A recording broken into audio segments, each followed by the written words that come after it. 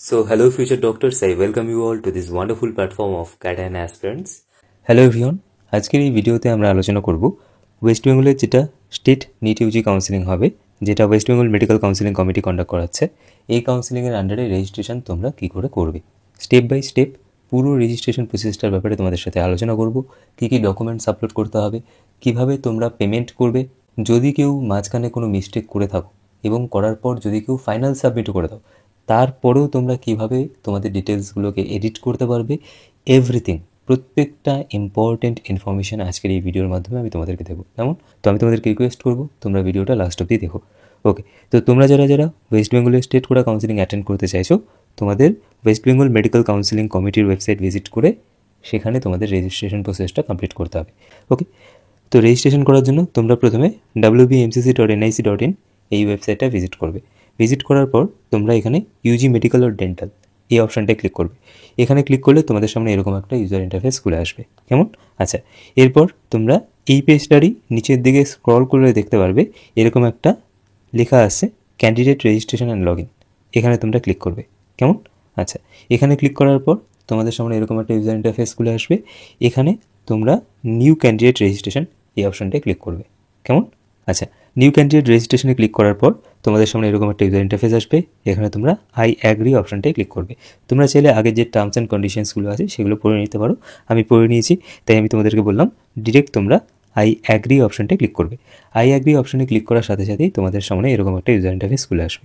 এখানে তোমাদের NEET Yuji roll number লিখবে, এখানে অ্যাপ্লিকেশন নাম্বার, এখানে তোমার নাম, এখানে তোমার মায়ের নাম, এখানে তোমার ডেট অফ বার্থ, আর এখানে যে সিকিউরিটি পিনটা আছে সেই সিকিউরিটি পিনটা অ্যাজ ইট ইজ এখানে দিয়ে দেবে। দিয়ে সাবমিট অপশানটায় ক্লিক করবে। সাবমিট অপশানে ক্লিক করার পর তোমরা দেখবে তোমাদের সামনে এরকম একটা ইউজার ইন্টারফেস খুলে আসছে। কেমন? এখানে তোমাদের সমস্ত ক্রেডেনশিয়ালসগুলো মেনশন করা থাকবে, যে ক্রেডেনশিয়ালসগুলো তোমরা নিটের অ্যাপ্লিকেশন করার সময় ইউজ করেছিলে। ঠিক আছে, অবভিয়াসলি রোল নাম্বারটা ছিল না, বাট নিটের অ্যাপ্লিকেশন করার সময় তোমরা যা যা ডিটেলস দিয়েছিলে প্রত্যেকটা ডিটেলস তোমাদেরকে এখানে অ্যাজ ইট ইজ দিতে হবে।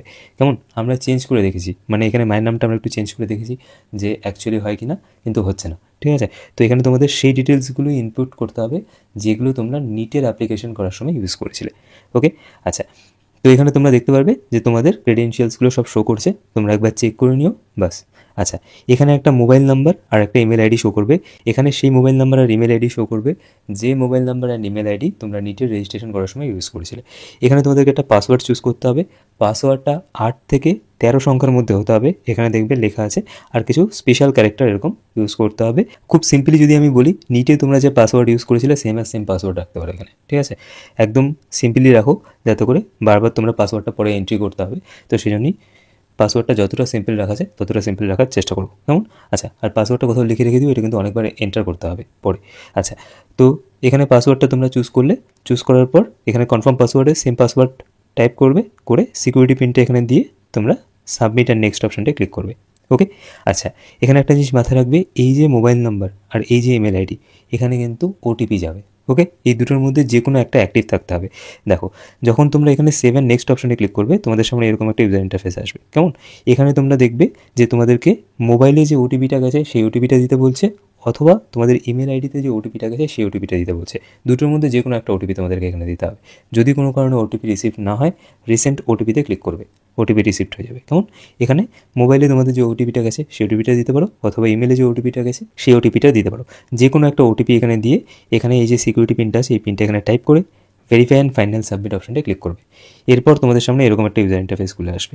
ওকে, আচ্ছা, মিনহোয়াইল যদি কোনো কারণে তুমি লগ আউট হয়ে যাও, ঠিক আছে, অনেকে হয়েছে সিস্টেমের ফেলিয়ারের জন্য অনেকে লগ আউট হয়ে গেছে, তখন তোমরা কী করবে, তখন তোমরা আবার প্রথম থেকে গিয়ে এখানে দেখো রেজিস্টার্ড ক্যান্ডিডেট সাইন ইন বলে যে অপশানটা আছে না, মানে যখন তোমরা প্রথম থেকে আবার শুরু করবে, কেমন, wbmcc.nic.in ওয়েবসাইটে ভিজিট করলে এখানে ক্লিক করলে ইউজি মেডিকেল অ্যান্ড ডেন্টাল, তারপরে এখানে candidate registration and log in অপশানে ক্লিক করার পর এরকম ইউজার ইন্টারফেস আসছে। তো এখানে তুমি তোমার নিটের রোল নাম্বার আর যে পাসওয়ার্ডটা সিলেক্ট করলে সেই পাসওয়ার্ডটা এই সিকিউরিটি পিনটা এখানে দেবে, দিয়ে সাইন ইন অপশানে ক্লিক করবে, দেখবে তোমার সামনে আবার এই জায়গাটা চলে আসছে, মানে এই ইউজার ইন্টারফেসটা চলে আসছে, এরকম একটা ইউজার ইন্টারফেস চলে আসছে। কেমন?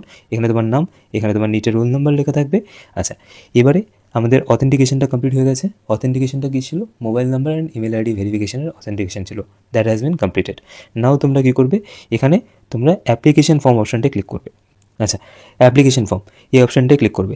এই অপশানটায় ক্লিক করার পর তোমাদের সামনে এরকম একটা ইউজার ইন্টারফেস আসবে। এখানে তোমার বাবার নাম লেখা থাকবে, এখানে মায়ের নাম লেখা থাকবে, এখানে তোমাকে রিলিজিয়নটা সিলেক্ট করতে হবে। কেমন? রিলিজিয়নটা অটো সিলেক্ট হয়ে আসবে না, এখানে রিলিজিয়নটা সিলেক্ট করতে হবে। আর এখানে ক্যাটাগরি তোমাদেরকে সিলেক্ট করতে হবে। যদি তুমি নিটের রেজিস্ট্রেশন করার সময় ওবিসি সিলেক্ট করে থাকো, তাহলে এখানে ওবিসি এ, ওবিসি বি আর ওবিসি এই 3টে ক্যাটাগরি শো করবে। আর যদি তুমি জেনারেল হও, জেনারেল হলে তুমি দেখতে পারবে তোমাকে এখানে এরকম অপশন শো করছে, ঠিক আছে? এদের মধ্যে যে কোনো একটা অপশান তুমি চুজ করতে পারবে। জেনারেল থেকে ইডাব্লিউএস এর কনভার্সন এই বছর করতে দিচ্ছে না। কেমন? জেনারেল থেকে ওবিসি এ এবং ওবিসি বি এর কনভার্সন করতে দিচ্ছে, কোনো ক্যাটাগরি থেকে ইডাব্লিউএস ক্যাটাগরিতে কনভার্সন হতে দিচ্ছে না। কেমন? ইডাব্লিউএস থেকে তুমি চাইলে ওবিসি এ অথবা ওবিসি বিতে কনভার্ট করতে পারো, বাট কোনো ক্যাটাগরি থেকে ইডাব্লিউএস ক্যাটাগরিতে কনভার্সন করতে দিচ্ছে না। ওকে, আচ্ছা, যাই হোক, তো এখানে তোমরা তোমাদের ক্যাটাগরিটা সিলেক্ট করবে। আচ্ছা, এরপর এখানে তোমাদের ব্যাঙ্ক অ্যাকাউন্ট ডিটেলসটা দেবে, এখানে অ্যাকাউন্ট হোল্ডারের নাম লিখবে, এখানে অ্যাকাউন্ট নাম্বার লিখবে, এখানে অ্যাকাউন্ট নাম্বারটা কনফার্ম করবে। আর এখানে মোস্ট প্রবাবলি, সরি অ্যাকচুয়ালি এই জায়গাটা আমি স্ক্রিনশট নিতে ভুলে গেছি, এখানে তোমাদের সেই ব্যাঙ্ক অ্যাকাউন্ট ডিটেলসটা দিতে হবে যে ব্যাঙ্ক অ্যাকাউন্টে তুমি ফি রিফান্ড চাও। জেনারেলি আমাদের ওয়েস্ট বেঙ্গলের যেটা স্টেট কোটা কাউন্সিলিং হয়, এই কাউন্সিলিংয়ের জন্য আনরিজার্ভদের জন্য রেজিস্ট্রেশন ফিজ হচ্ছে 2000, আর রিজার্ভ ক্যাটাগরি ক্যান্ডিডেট যারা আছে তাদের জন্য রেজিস্ট্রেশন ফিজ হচ্ছে 1500। এবারে এই যে ফিজটা আছে না, এই ফিজটা নন রিফান্ডেবল, এটা কোনোভাবেই আর রিফান্ড হবে না। এটা রেজিস্ট্রেশন ফিজ, এটা ওয়ান টাইম পে করতে হয় এবং এটা নন রিফান্ডেবল। তাহলে তোমরা বলবে এখানে তাহলে ব্যাঙ্ক অ্যাকাউন্ট ডিটেলসটা কেন দিতে হচ্ছে?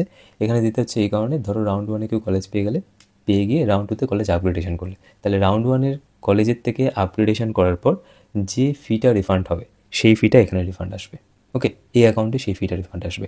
তো এখানে তোমাদেরকে সেই ব্যাঙ্ক অ্যাকাউন্ট ডিটেলস দিতে হবে যে ব্যাঙ্ক অ্যাকাউন্টে তোমরা সেই ফিটাকে রিফান্ড চাও।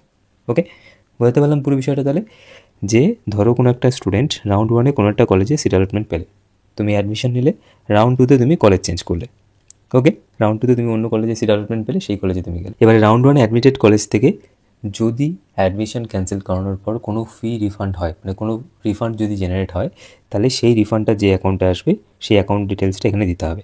আচ্ছা, এবার এখানে একটা প্রশ্ন তোমাদের মাথায় আসবে যে দাদা এখানে আমি যে অ্যাকাউন্টটা দেবো সেই অ্যাকাউন্ট থেকেই কি আমাকে পেমেন্টটা করতে হবে? দ্য অ্যান্সার ইজ নো, এই অ্যাকাউন্ট থেকে তোমাকে পেমেন্ট করতে হবে না। কেমন?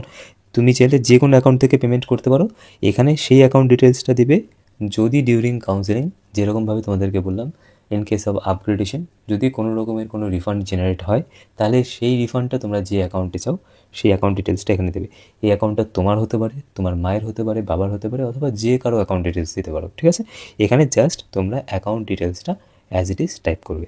এরপর কী করবে? এরপর সেভ অ্যান্ড নেক্সট অপশানটায় ক্লিক করবে। এখানে দেখো সেভ অ্যান্ড নেক্সট, এই অপশানটায় ক্লিক করবে। কেমন? আচ্ছা, সেভ অ্যান্ড নেক্সট অপশানে ক্লিক করার পর তোমরা দেখবে তোমাদের সামনে এরকম একটা ইউজার ইন্টারফেস আসে। এখানে তোমরা যে ব্যাঙ্ক অ্যাকাউন্ট ডিটেলসটা দিয়েছো সেই ব্যাঙ্ক অ্যাকাউন্টের হয় পাসবুকের ফ্রন্ট পেজের ছবি, ক্লিয়ার ছবি তুলে সেটাকে জেপিজি ফরম্যাটে, মানে ফটো যেরকম হয় সেরকম ফরম্যাটে তোমাদেরকে আপলোড করতে হবে। এখানে দেখো লেখা আছে পরিষ্কার, জেপিজি ফরম্যাটে আপলোড করতে হবে। জেপিজি ফরম্যাট মানে যেভাবে আমরা ফটোগুলো তুলি সেরকমভাবেই সেই ফরম্যাটটি। এবং একটা জিনিস মাথায় রাখবে যে ফটোটার সাইজ যেন 20 KB থেকে 100 KBর মধ্যেই হয়। আচ্ছা, এখানে অ্যাজ অ্যান ডকুমেন্ট কী কী অ্যাকসেপ্ট করবে? যে ব্যাঙ্ক অ্যাকাউন্ট ডিটেলসটা তোমরা এখানে দিয়েছো সেম ব্যাঙ্ক অ্যাকাউন্টের আইদার তোমরা পাসবুকের ফ্রন্ট পেজের ছবিটা তুলে এখানে আপলোড করতে পারো, অথবা তোমরা সেই ব্যাঙ্ক অ্যাকাউন্টের অ্যাগেনস্টে যে চেকবুকটা আছে সেই চেকবুকের একটা চেক নেবে, ঠিক আছে? তার উপর বড় বড় করে ক্যান্সেল লিখবে, লিখে তার একটা ফটো তুলে সেটাকে আপলোড করবে। আইদার পাসবুকের ফ্রন্ট পেজের ছবি অথবা চেক নিয়ে সেই চেকের উপরে ক্যান্সেল লিখে তার ছবি এখানে আপলোড করবে। কেমন? বুঝতে পারলাম কী তাহলে আপলোড করতে হবে? আচ্ছা, এখানে আরেকটা আছে যে অনলাইন ব্যাঙ্ক স্টেটমেন্ট। আচ্ছা, এরপর প্রিভিউ অ্যান্ড আপলোড অপশানটায় ক্লিক করবে। প্রিভিউ অ্যান্ড আপলোড অপশানে ক্লিক করার পর তোমরা দেখতে পারবে যে ডকুমেন্টটা তোমরা আপলোড করলে সেই ডকুমেন্টটা ঠিক আছে কিনা। তারপর সেখানে সেভ অ্যান্ড নেক্সট অপশানটায় ক্লিক করবে বা ওকে অপশানটায় ক্লিক করবে। করার পর তোমরা দেখবে তোমাদের সামনে এরকম একটা ইউজার ইন্টারফেস খুলে আসে। আমার এক্স্যাক্টলি মনে নেই এখানে কী একটা আসে, বাট এখানে তোমাদের ওকে বা সেভ এরকম একটা অপশান আছে, সেই অপশানটায় ক্লিক করো। তোমরা নিজেরাই দেখলে বুঝতে পারবে কী অপশানে ক্লিক করতে হবে এখানে, ঠিক আছে? যদি ঠিক থাকে তাহলে সেই অপশানটা ক্লিক করো। ক্লিক করার পর তোমাদের সামনে এরকম একটা ইউজার ইন্টারফেস আসবে। এখানে তোমরা অ্যাগেইন তোমাদের সেই ব্যাঙ্ক অ্যাকাউন্ট ডিটেলসটা দেখতে পারবে। এখানে সেভ অ্যান্ড নেক্সট অপশানটা ক্লিক করবে। কেমন? এখানে সেভ অ্যান্ড নেক্সট অপশানে ক্লিক করার পর তোমাদের সামনে এরকম একটা ইউজার ইন্টারফেস খুলে আসবে। তোমরা যারা যারা এনআরআই কোটার জন্য অ্যাপ্লাই করছো না, তোমরা এখানে নো সিলেক্ট করবে। কেমন? আমি দেখিয়ে দিচ্ছি কী করবে। আচ্ছা, যাই হোক, এখানে তোমরা নো সিলেক্ট করবে। যখন তোমরা এখানে ট্যাপ করে অপশানগুলো এক্সপ্লোর করবে, মানে এখানে ইয়েস আর নো দুটো অপশান থাকবে। নো অপশানটা যখন তোমরা ক্লিক করবে তখন তোমরা দেখবে তোমাদের সামনে এরকম একটা ইউজার ইন্টারফেস খুলে আসে। তাহলে এই অপশানটায় কারা কারা নো অপশানটা ক্লিক করবে? যারা ওয়েস্ট বেঙ্গলের ডমিসাইল এবং এনআরআই কোটার আন্ডারে অ্যাডমিশন নিতে চাইছো না। যারা এনআরআই কোটার আন্ডারে অ্যাডমিশন নিতে চাইছো তারা এখানে ইয়েস করবে। যারা এনআরআই কোটার আন্ডারে অ্যাডমিশন নিতে চাইছো না তারা এখানে নো করবে। মানে নর্মালি আমি যদি বলি তাহলে যারা ওয়েস্ট বেঙ্গলের ডমিসাইল স্টুডেন্ট বা যারা ম্যানেজমেন্ট কোটার আন্ডারে অ্যাডমিশন নিতে চাইছো তোমরা এখানে নো অপশানটা ক্লিক করবে। কেমন? ক্লিক করার পরে তোমাদের সামনে এরকম একটা ইউজার ইন্টারফেস আসবে। এখানে তোমরা অ্যাকর্ডিংলি সব কিছু সিলেক্ট করে যাবে। Weather domicile from West Bengal yes করবে। টাইপ অফ ডমিসাইল প্রোফার্মা, এখানে তোমরা দেখবে কী কী দেখাচ্ছে আমি তোমাদেরকে বলে দিচ্ছি। প্রোফার্মা A1 A2 আর বি। যদি তোমাদের কাছে এই ডিস্ট্রিক্ট থাকে প্রোফার্মা A1 ক্লিক করবে। কেমন? যদি এই ডিস্ট্রিক্ট থাকে প্রোফার্মা A1 ক্লিক করবে। যদি প্রোফার্মা A1 থাকে প্রোফার্মা A1 ক্লিক করবে। যদি প্রোফার্মা A2 থাকে A2, প্রোফার্মা বি হলে বি। কেমন?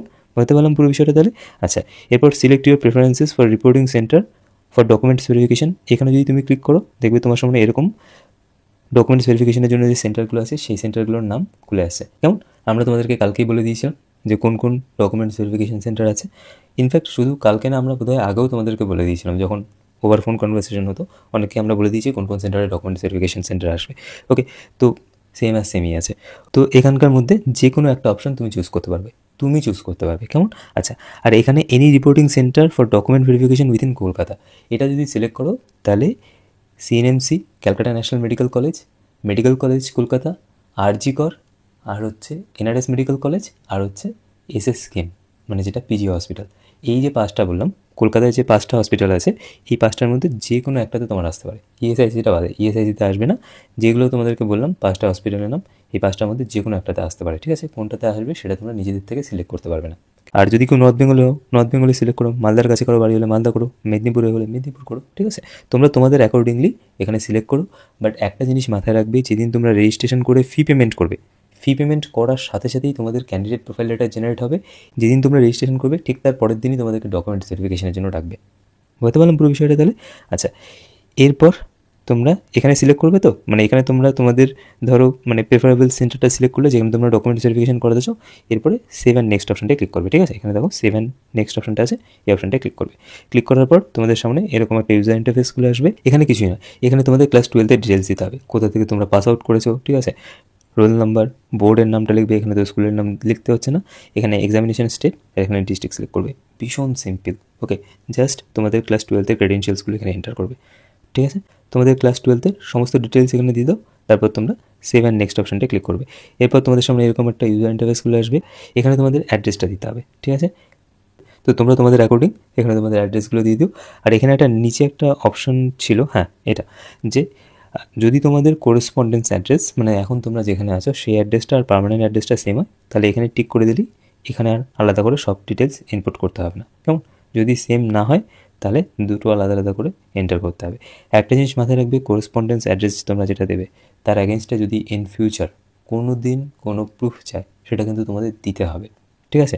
তো মেক শিওর তোমরা এখানে যে কোরেসপন্ডেন্স অ্যাড্রেসটা দিচ্ছ সেই অ্যাড্রেসের অ্যাগেনস্টে তোমাদের কাছে কোনো না কোনো একটা ডকুমেন্ট আছে। কেমন? Aadhaar card, voter card, driving licence, passport, whatever it is, যেটা তোমরা দেবে তার অ্যাগেনস্টে কিন্তু প্রুফ চাইবে। কেমন? আর যদি তোমাদের কোরেসপন্ডেন্স অ্যাড্রেস আর পার্মানেন্ট অ্যাড্রেস সেম হয়, এখানে সেম অ্যাড্রেস দাও। এগুলো নিয়ে অত টেনশন করার দরকার নেই। তোমাদের আধার কার্ড বা ভোটার কার্ডে যে অ্যাড্রেস আছে সেই অ্যাড্রেস এখানে দিয়ে দাও, তাহলেই হবে। এরপর তোমরা সেভ অ্যান্ড নেক্সট অপশনটা ক্লিক করবে। করার পর তোমাদের সামনে এরকম একটা ইউজার ইন্টারফেসগুলো আসবে। এখানে তোমরা দেখবে তোমাদের সমস্ত ডিটেলসগুলো দেখাচ্ছে। প্রত্যেকটা ডিটেলস ভালো মতোভাবে চেক করবে। ঠিক আছে? চেক করার পর এখানে একটা চেক বক্স আছে, এখানে ক্লিক করবে, করে সেভ অ্যান্ড ফাইনাল সাবমিট অপশনটা ক্লিক করবে। এখানে কিন্তু যখন তোমরা এই পেজটা দেখতে পারবে না, ইউজার ইন্টারফেসটা, এখানে তোমাদের সমস্ত ডিটেলসগুলো দেখতে পারবে। যেগুলো তোমরা ফিল করলে সেগুলোও দেখতে পারবে। ভালো মতোভাবে পুরোটাকে পড়বে। যদি কোনো ভুল থাকে তাহলে তোমরা প্রিভিয়াস অপশনটায় গিয়ে সেই ভুলটাকে ঠিক করে নেবে। নেওয়ার পর তোমরা সেভ অ্যান্ড ফাইনাল সাবমিট অপশনটা ক্লিক করবে। আচ্ছা, এরপর তোমাদের সামনে এরকম একটা ইউজার ইন্টারফেস খুলে আসবে। কেউ আগে পেমেন্ট করবে না। ক্যান্ডিডেট প্রোফাইলে ক্লিক করে আরেকবার তোমরা তোমাদের প্রত্যেকটা ক্রেডেনশিয়ালস ভালো মতোভাবে চেক করবে। যেগুলো তোমরা ইনপুট করলে প্রত্যেকটাকে ভালো মতোভাবে চেক করবে। তারপর পে রেজিস্ট্রেশন ফিজ অপশনটায় যাবে। আচ্ছা, যদি এবারে কেউ ফাইনাল সাবমিট করে নিয়েছো, রিচেক করতে গিয়ে দেখলে তুমি একটা মিস্টেক করেছো, তখন কী করবে? তখন রেজিস্ট্রেশন আনলকিং অপশনটায় ক্লিক করবে। এই যে অপশনটা এলো না, রেজিস্ট্রেশন আনলকিং, এই অপশনটায় ক্লিক করবে। এই অপশনটা ক্লিক করলে তোমাদের সামনে এরকম একটা ইউজার ইন্টারফেস আসবে, এই ইউজার ইন্টারফেসটা আসবে। ঠিক আছে? দেখো রেজিস্ট্রেশন আনলকিং ক্লিক করা আছে, এরকম ইউজার ইন্টারফেস আছে। এখানে I agree to unlock registration এই অপশানটা ক্লিক করবে। তারপরে আবার প্রথম থেকে সমস্ত ডিটেলস এক এক করে ফিল করে আসতে হবে।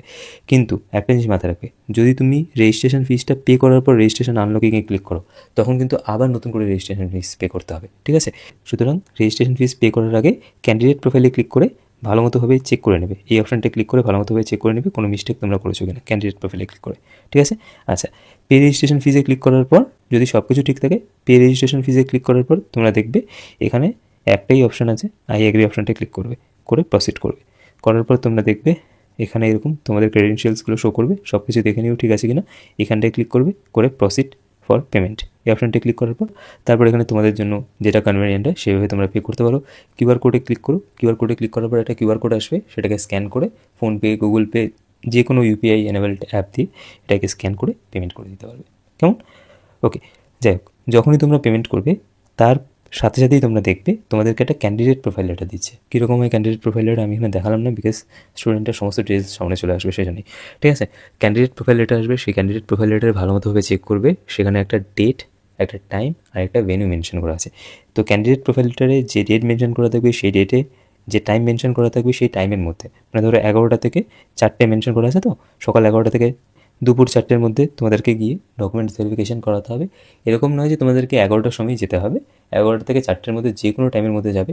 বাট হ্যাঁ, একটা জিনিস মাথায় রাখবে, চেষ্টা করো আগে আগে যাওয়ার, কেননা যেহেতু টাইমটা অনেক কম দিয়েছে তো ডকুমেন্টস ভেরিফিকেশন সেন্টারে কিন্তু অনেকটা রাশ হবে। যত দেরি করে তোমরা যাবে তোমাদের ডকুমেন্টস ভেরিফিকেশন তত দেরিতে হবে।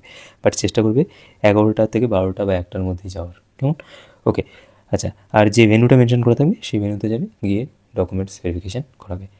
যেটা বললাম সেটা মাথায় রেখো, যেদিন তোমরা রেজিস্ট্রেশন করে ফিস পেমেন্ট করবে তার পরের দিনই কিন্তু তোমাদেরকে ডকুমেন্টস ভেরিফিকেশনের জন্য ডাকবে, ঠিক আছে? সো আই হোপ পুরো যে রেজিস্ট্রেশন প্রসেসটা আছে স্টেপ বাই স্টেপ পুরো প্রসেসটা আমি তোমাদেরকে বোঝাতে পেরেছি। ওকে, সো আই হোপ পুরো রেজিস্ট্রেশন প্রসেসটা আমি তোমাদের সাথে স্টেপ বাই স্টেপ আলোচনা করতে পেরেছি। আজকের এই ভিডিও নিয়ে তোমাদের যার যা মন্তব্য তোমরা কমেন্টের মাধ্যমে জানিও। যদি তোমাদের পুরো ডিসকাশনটা ভালো লাগে প্লিজ ভিডিওটিকে লাইক করো, চ্যানেলটিকে সাবস্ক্রাইব করো এবং এই ভিডিওটি তোমাদের বন্ধুদের সাথে অবশ্যই শেয়ার করো, কেমন?